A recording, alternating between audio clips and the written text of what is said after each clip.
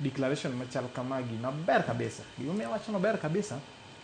ka en gima sirikal nyalo timiza. Rawinjo ka CS marwa mar finance awacho ni mano gima ok odwa rito kata mana dialogue mar kia bill kia process odwa materi motion direct mondo bunge okal nego. Nyocha winjo ka jal moro mabe dwaro bedo ker Kenya ka nolieko gima chal kama migosi Owalo be paro ni ne studio ka nowacho ni embe ku jopiny Kenya biro pare ni gima idwaro kedo go ne duoko ushuru piny ne jo Kenya. Aneno ka finance minister wabe koro wache gini gimomiyo ber Cleophas, in the history of societies ma developed maber kata kidhi US gini kocha cha kidhi Europe gini kocha cha joma ni piny kiyuto iyudo ka joma ni malo kiyuto ema cover ge kendo ibiro yudo kidhi kata kuonde machalo America ka nitiere gik moko ni social welfare miyudo kata ka ng'ano ma yuto ne piny mogik geno miyo gik iluongo ni tax holidays magin tariffs moko kuonde go gichulga to iyudo ka facilities moko losi gi pesa ma sirikal choko ku maybe jok ma chulo ushuru mamalo makoro giyudo kata ng'amo dhier ma samoro onge tich onge kata mana ot iyudo ka nitie kata udi mo oger ma gininde gik machal kamago ma onge chiemo nitie kuonde ma gidhi gi chiemo. Gimomiyo wacho ni program mar duoko ushuru ni piny ber ahinya to ne ng'ano ma yuto ne ni piny obiro keto pesa koro ofuku ng'ani maloyo. Para ne adier ka ng'ato ne an 30,000 to iseng'ado 30% mar 30,000 Cleophas iwe 9,000. Ng'ama ni piny ma bing'eyo ni jotich mang'eny Kenya ka to an man ni piny. Imagine 9,000 ni koro iwene jogi koro ng'adgi. Ubiri jogo matiyo kembi mopogore kata ma sirikal ma yuto gi ni piny kama. Sama ng'imede siling 3,000 ofuko ne cha. Tiene ni ngima ne di improve in terms of kata mana diet chiemo mochame od dhi pogore. In terms kata koro nyalo kako nyalo rito nyithinde dhi pogore kata mana access to good education ma nyithinde dhi pogore nikech en gi an additional money. Koro gini en gima ber aneno ni dhi keto pesa ofuku raia especially ma ne piny ma yuto gi ne piny. Kani neno the 10-point agenda mane migo Israel Denga gi Ruto nowuoye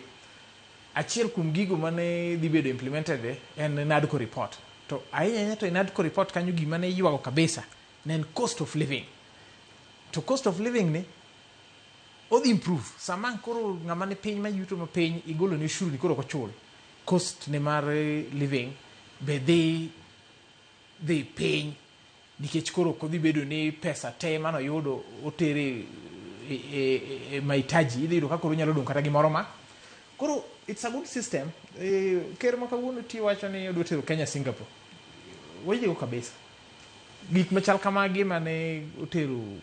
pinje machalo Singapore gi nige level magintie miyo tax incentive joma ni piny mondo ng'ato ofil ni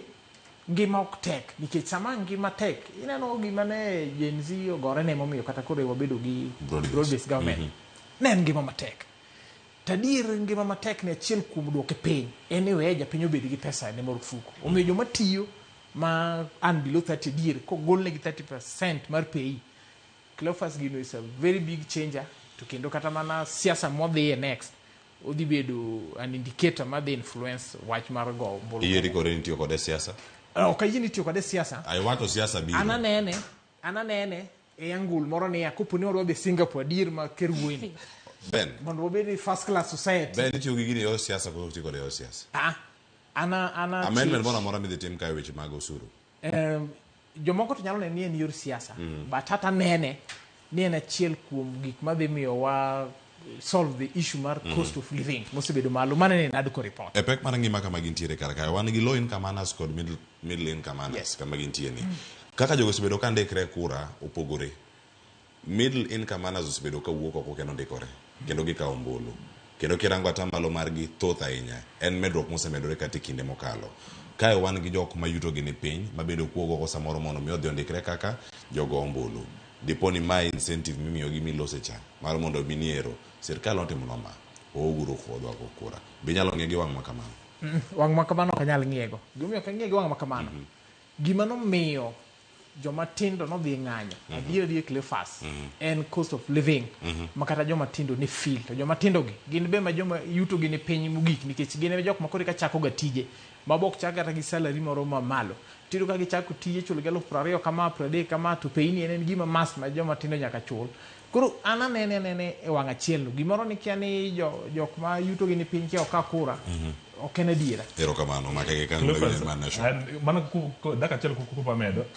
ngeni kupo ng'iyo nini ben temo ng'iso ni gino ok en politics but kata ben owuon ong'eyo maber kata oponi penje ong'eyo maber ni kata even this thing of NYOTA fund ong'eni en siasa nikech japiny even Ruto I'm sure ong'eyo maber ni this one is a political tool 2022 to emo liego wacho kendo wuon ni gini going forward ong'eyo maber ni to without our tilting of the 2027 elections koro it is a bit strange koponi ochako go ahead mondo ordinary the same but gima nyalo koni Cleophas